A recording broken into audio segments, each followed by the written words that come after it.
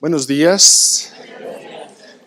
Se preguntarán ustedes qué hace un franciscano en un evento dominico. Yo también me lo pregunto. La única explicación que podemos dar es lo que señalaba Fray Enrique hace un momento.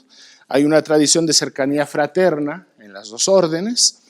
Entonces, pues, con ocasión de este encuentro de dominicos que quieren hacer de una manera itinerante la experiencia de compartir algunos puntos de reflexión, me han invitado para hablar sobre el tema de la libertad de los mendicantes.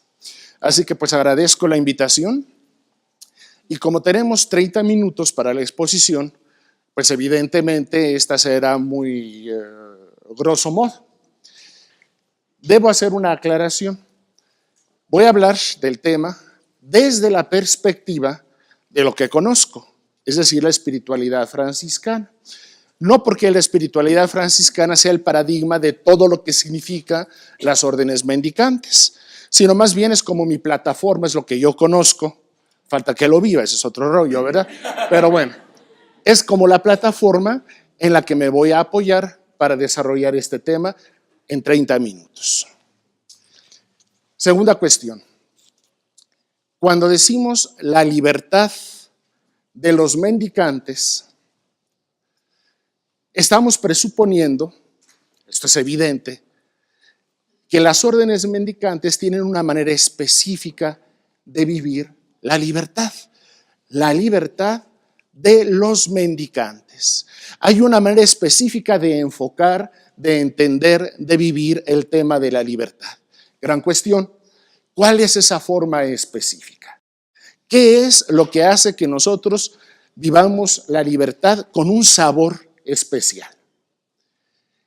Y yo creo que la respuesta la podemos encontrar en un tema que está muy presente en la espiritualidad franciscana, pero que también está presente en la espiritualidad de las demás órdenes que pertenecen a esta agrupación, y es el hecho de la desapropiación.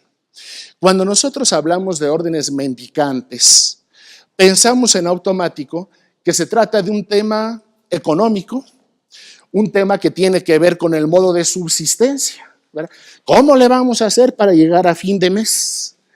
¿Verdad? ¿Cómo le vamos a hacer para llegarnos los recursos necesarios para poder subsistir? Y entonces la respuesta es la mendicancia. Bueno, pero yo creo que el hecho de la mendicidad va mucho más allá, es más que eso. No es un tema de economía, no es un asunto de subsistencia, es algo mucho más profundo que esto. Es un tema de desapropiación. ¿Por qué razón nosotros recurrimos a la mendicidad? Porque nos hemos desapropiado de todo. En este sentido, la perspectiva de Francisco de Asís es muy iluminadora. Dice Francisco que nosotros, todos los seres humanos, lo que tenemos, posesión, lo hemos recibido del Señor, que nada es nuestro. Y más aún, en el capítulo 17 de la primera regla, él dice, lo único verdaderamente nuestro son los vicios y los pecados. Así está escrito, ¿verdad? Negro sobre blanco. Lo único verdaderamente nuestro, lo que nos pertenece, son nuestros vicios y nuestros pecados. Todo lo demás lo hemos recibido del Señor.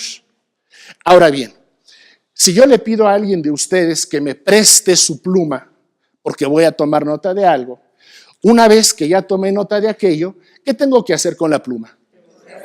Devolverla. El tema de la restitución.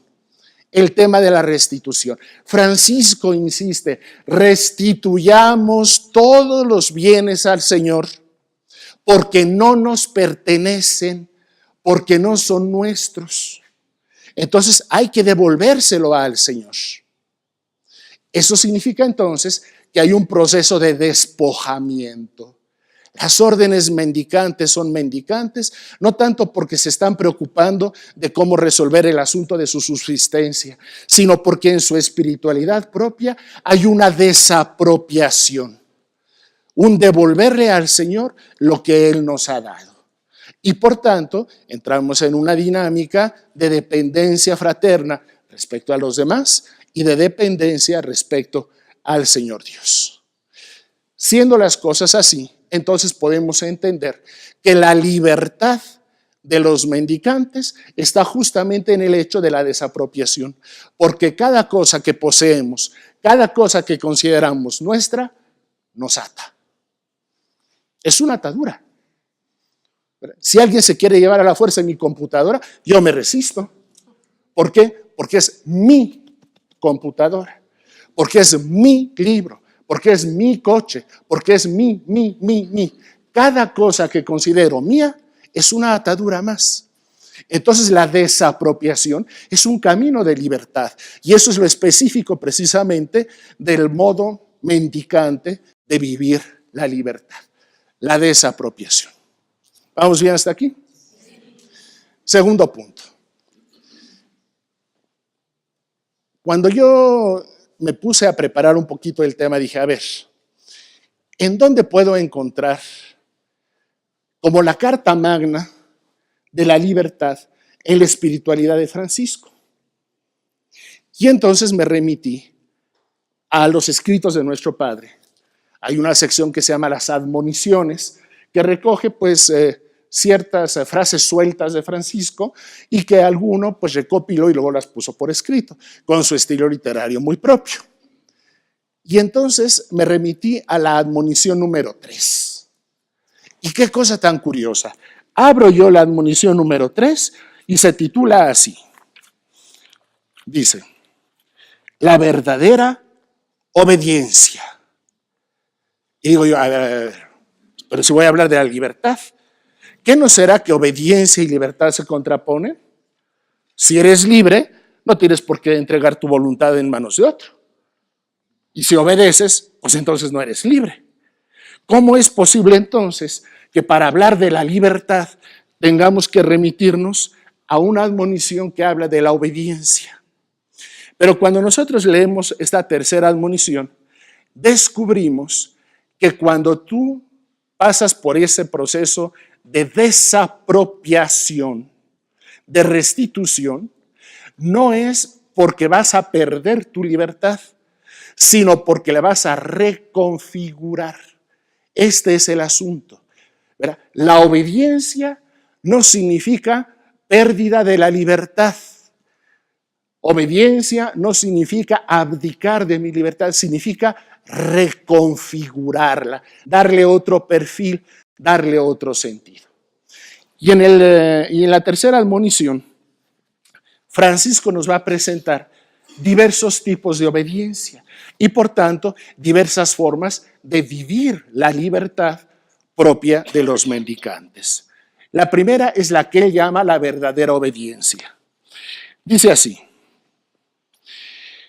abandona todo lo que posee y pierde su cuerpo el que se entrega a sí mismo a la obediencia en manos de su prelado.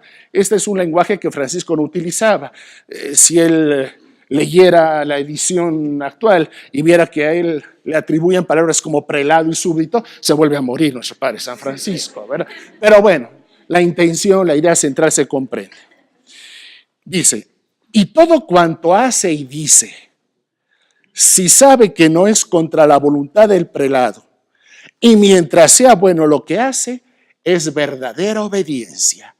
Primer grado de la obediencia es la verdadera obediencia. ¿Y en qué consiste? En la libertad, justamente.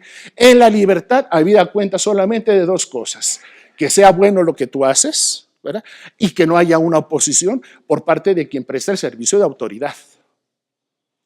Y esto tiene relación con otro episodio.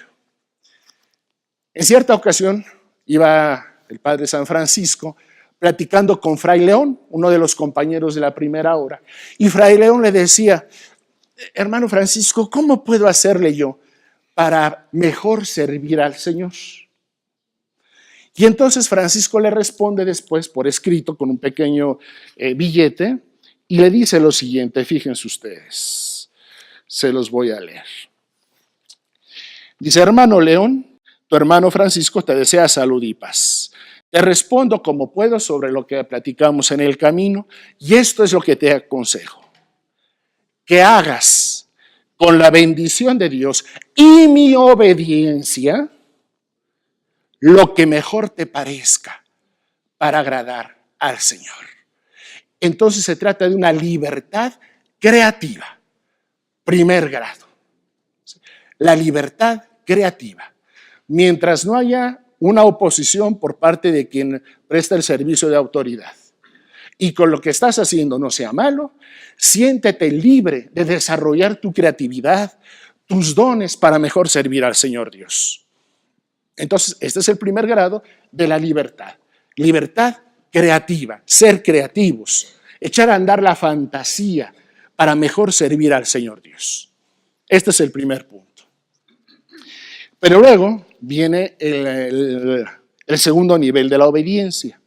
Dice Francisco lo siguiente: y si alguna vez el hermano ve que algo es mejor y más provechoso que lo que le manda el superior, sacrifique voluntariamente, libertad otra vez, no porque me toca, no porque me obligan, no porque tengo que, no porque si no lo hago entonces me van a mandar una amonestación canónica, no, voluntariamente, sacrifique voluntariamente lo suyo a Dios y esfuércese en poner por obra lo que le manda el prelado.